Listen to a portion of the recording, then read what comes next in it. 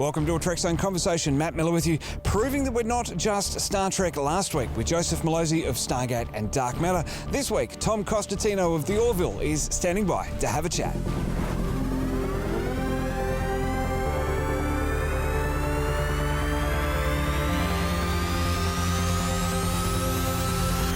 Now, in its 7th year of podcasting, Trekzone presents a Trekzone conversation with your host, Matt Miller. Well, I am very excited today to be continuing the theme of not just Star Trek here at a Trekzone conversation. And joining me to continue that theme is Mr. Tom Costantino from the Orville, all the way from Fox Studios. Tom, thanks so much for having a Trekzone conversation today. Oh, it's my pleasure. Thank you. The Orville, this space show that Fox commissioned a couple of years ago, you were an editor at the beginning. You're now a co-producer from season 2. Yeah. Did you ever imagine how big it was going to get and what this fan base was going to be like in the beginning? No, actually. I mean, I've sort of said something similar before, but you know, we spent the whole first year in a vacuum, and it was funny. I felt like at the first Comic-Con, even though, you know, a lot of people came to the actual panel, it kind of felt like a little bit like we couldn't get arrested. You know, it's just like people that know, you know, it's like you do all this stuff in secrecy, even though we had all the scripts and stuff. So it was just this thing that we kind of knew might be special or something, but like I said, operating without involvement from anyone outside. So it was a little scary. There's a big Trek pedigree in the Orville with some of the behind-the-scenes crew, Andre Bormanis, Doug Drexler's come on board now, Brannon Braga. All of these people, what's it like? Is it sort of this reunion of 90s Trek in the production offices? It does, you know, it is. I mean, the writers work down at another office, but yeah, when we're all shooting and stuff, it does. I mean, secretly, and I'm not, you know, Doug knows this. You know, I'm a huge fanboy of Doug, so you know, he's brilliant, isn't he? He's the nicest. He's the nicest guy, and obviously, I was a fan of his work from.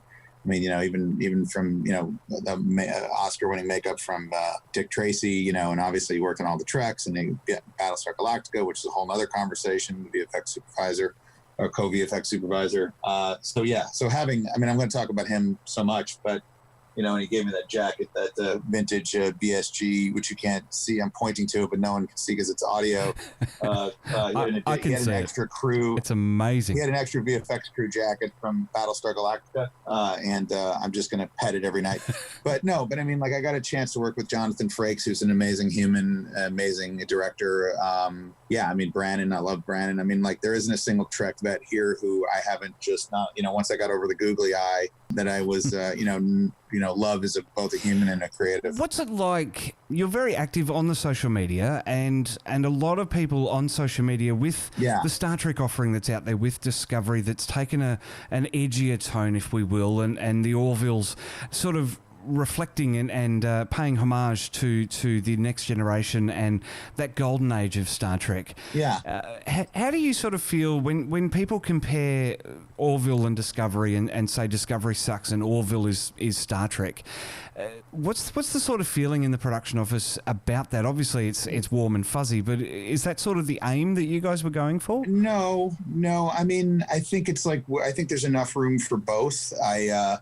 You know, obviously I love when people compliment our show, you know, but I, you know, all Star Trek is good Star Trek. I mean, they do a lot of great things. I mean, like, believe me, I'm lined up to watch Picard. And in fairness, I have not seen all of season 2 of Discovery because I've been working crazy hours. But, you know, I had all my friends ruin it for me by talking about it. So it's like, I know everything that went on. It's complicated by the fact that I know some of the people who work over there. And I also know how hard it is to do this. I mean, not that we're curing cancer, but it's, you know, it's a lot of work and man hours. So I take it very personal when people take swipes. Let me say this: non-professional swipes. If it's about the work and it's about the stuff, everyone's entitled to their opinion. Even when people like crap all over our show, for lack of a better word, if it's done with respect, it's like, all right, it's your opinion. It's when it gets personal and weird, I get a little uncomfortable.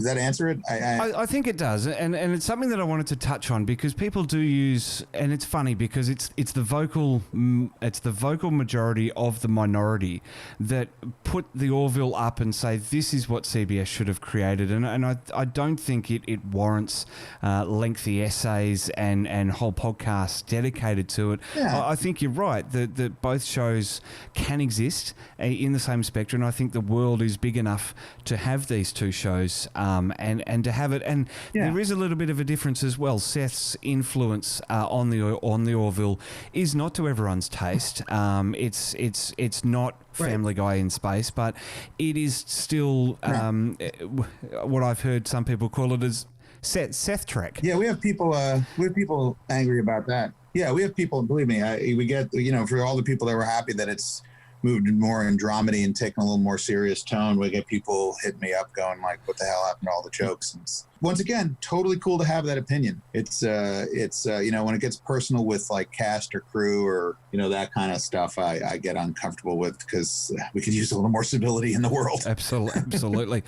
Well, I do feel, having watched the 2 seasons of The Orville, I do feel that there was a little bit of a time in finding the feet for the show and the stories that you guys wanted to tell. That's fair. Do you feel that you've sort of found that balance now and are striving forwards with season 3? Yeah, I think I personally felt it started to hit its stride. I mean, like I said, we had the scripts beforehand, so we kind of knew where it was going. And some people say about a girl. I mean, I actually think, and not because I cut it, but I actually Priya is when I started feeling like the show was starting to find its own thing. And then by the time we got to Into the Fold, which will always be one of my favorite ep from season 1, once again, not just because I cut it, but also because I think Mark and Penny were brilliant and all that, and Marcus and Ty, Kai and BJ. I mean, I think we have slowly found the tone, and then I know Seth feels that from about midway through season 2 on is when we really hit our stride. But I thought that even the simplest plot of Geloja was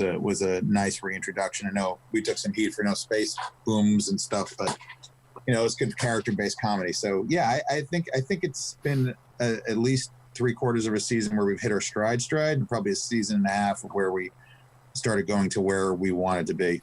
What does the move to Hulu mean for the show in terms of, is it more freeing to be on a streaming service as opposed to broadcast television? Mass confusion. No, I'm kidding. Yeah, it's, look, Fox was amazing to us, but having the limit of not having to cut down to 48 minutes, being a little, I mean, I don't think tonally, I mean, I've seen all the scripts now, they're not going tonally outside the box or, like I said, it's not going to turn into like Game of Thrones or it's just not going to be like Bortus, and it's not going to be that SNL Oscar the Grouch take on Oscar kind of thing. We're not going AWOL, but it's just you don't spend as much time arguing over how many cigarettes can Bortus smoke in its episode about him having a smoking addiction, and it's freeing network balance. That being said, Fox, first of all, they're still the studio that's producing it. Second of all, Fox Network couldn't have been nicer to us. We bent their ears and their sanity more than once. I don't have a problem publicly saying that, so they're good people. But yeah, Hulu is a little freer. It's just streaming. I think the best thing about Fox, and to give Fox credit, is that a couple of sci-fi shows that I've followed in probably the last decade have only survived. Really good sci-fi shows that have been on Fox have only survived a season. So to get two seasons out of Fox, I think is a testament to the production. And they believe it. Yeah, they believe in the show. And Seth. I think it's the Seth Factor. Try to make that job.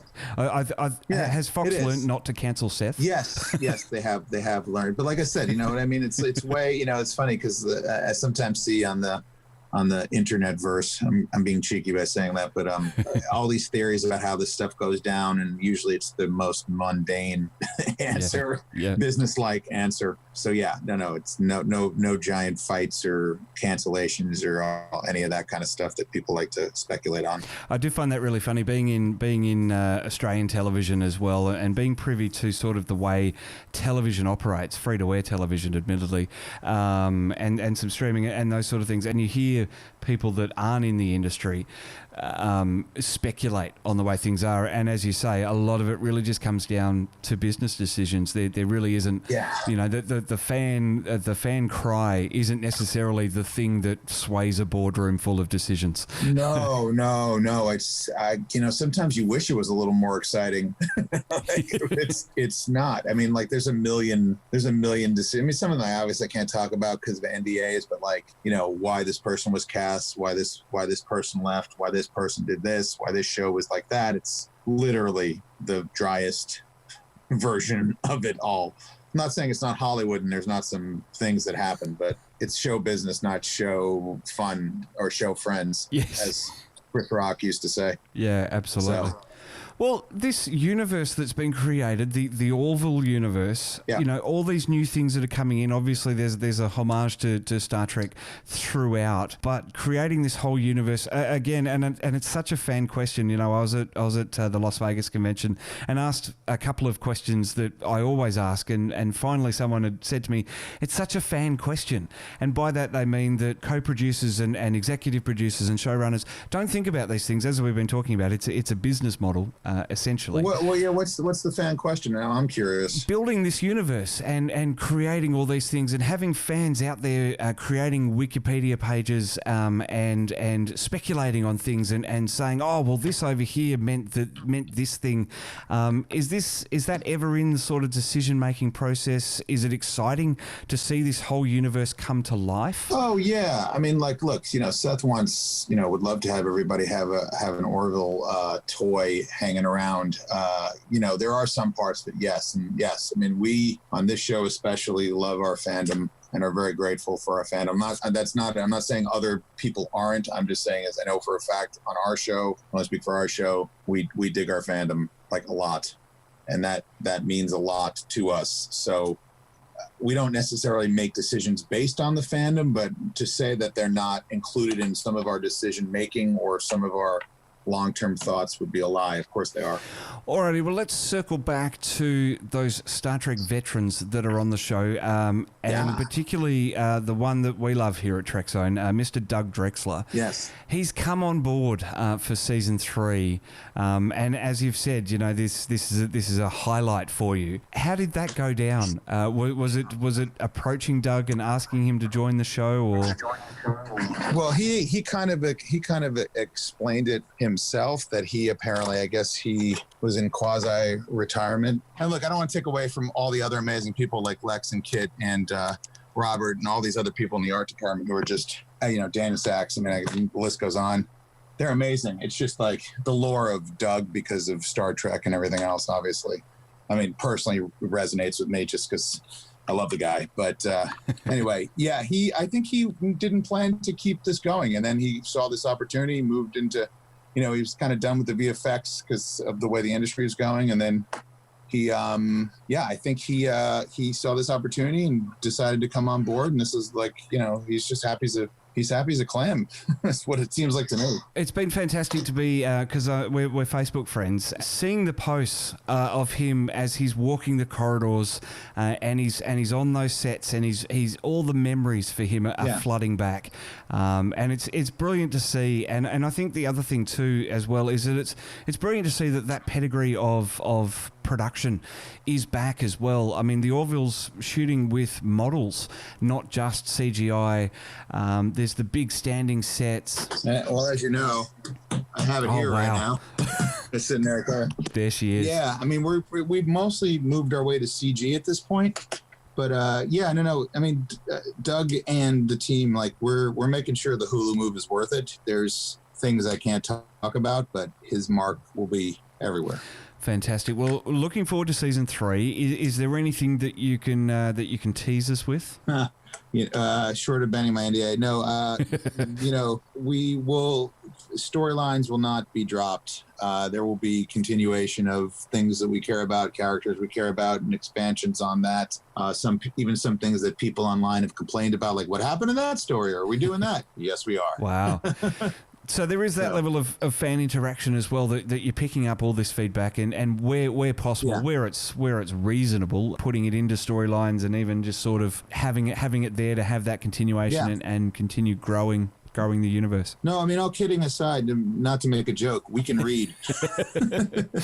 So if it comes up more than once, or if it's a trusted source, or it's, you know, someone we dig, you know, yeah, it's taken into consideration. Fantastic, Tom. Well, better let you go and get back, because I appreciate it. As you said off camera, shooting begins next week, and there's still quite a lot of logistics to work out. Yeah, hence why I'm still unshaven and wearing a t-shirt. I had plans to.